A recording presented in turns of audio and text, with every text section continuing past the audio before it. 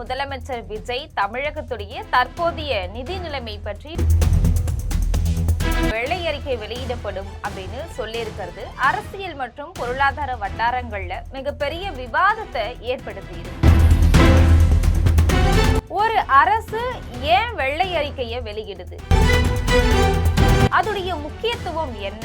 வெள்ளை அறிக்கைனா என்ன அப்படிங்கறத பற்றி விரிவாக பார்க்கலாம் இந்த தொகுப்பில்.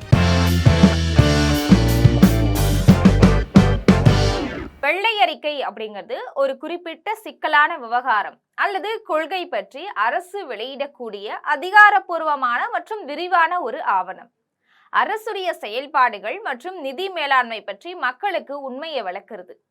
முந்தைய ஆட்சியில நடந்த குளறுபடிகள் இல்ல இப்போதைய நிதி நெருக்கடிக்கான காரணங்களை ஆதாரத்தோட முன்வைக்கிறதும் வெள்ளை அறிக்கை தான். தமிழக அரசியல்ல ஆட்சி மாற்றம் ஏற்படும் போது புதிய அரசு முன்னாடி இருந்த அரசுடைய நிதி செயல்பாடுகளை ஆய்வு செஞ்சு வெள்ளை அறிக்கை வெளியிடுறது ஒரு மரபா மாறிடுச்சு. 2001 ஜெயலலிதா அவங்களுடைய அதிமுக ஆட்சி அமைஞ்சதுமே தமிழகத்துடைய கடன் சுமை அது மட்டும் இல்லாம நிதி பற்றாக்குறை பற்றி விரிவான வெள்ளை அறிக்கை வெளியிடப்பட்டுச்சு. 2021 மு.க. ஸ்டாலின் அவங்களுடைய திமுக ஆட்சிக்கு வந்த பிறகு நிதி அமைச்சர் பழனிவேல் தியாகராஜன் 100 பக்கங்களுக்கும் மேலான வெள்ளை அறிக்கையை வெளியிட்டார். அதுல பொது கடன் மற்றும் பொதுத்துறை நிறுவனங்களுடைய நஷ்டம் சுட்டி காட்டப்பட்டிருந்தது. இந்த நிலையில முதலமைச்சர் விஜய் இப்போ நிதிநிலை குறித்த வெள்ளை அறிக்கையை வெளியிட போறதா சொல்லி இருக்கிறார். இதுல அரசு கஜானாவுடைய இப்போதைய நிலை என்ன, எவ்வளோ கடன் இருக்கு, திட்டங்களுக்கு ஒதுக்கப்பட வேண்டிய நிதி எவ்வளோ அப்படிங்கிறத துல்லியமா தெரிஞ்சுக்க இது உதவும்.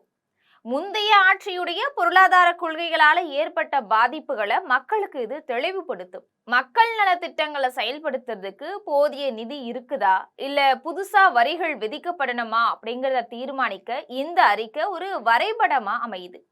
இந்த வெள்ளை அறிக்கையில என்னெல்லாம் அடங்கும் அப்படின்னு பார்த்தோம்னா, அரசுடைய வருமான ஆதாரங்கள் மற்றும் தேவையற்ற செலவுகள், வெளிநாட்டு வங்கிகள் மற்றும் மத்திய அரசு கிட்ட பெற்ற கடன்களுடைய விவரம், போக்குவரத்து துறை, மின்சார வாரியம் இதோடைய நஷ்டம் அல்லது லாப நிலவரம், மக்களுக்கு வழங்கப்படக்கூடிய இலவசங்கள் மற்றும் மானியங்களுக்காக செலவிடப்படக்கூடிய தொகை, இது எல்லாமே இதுக்குள்ள அடங்கும்.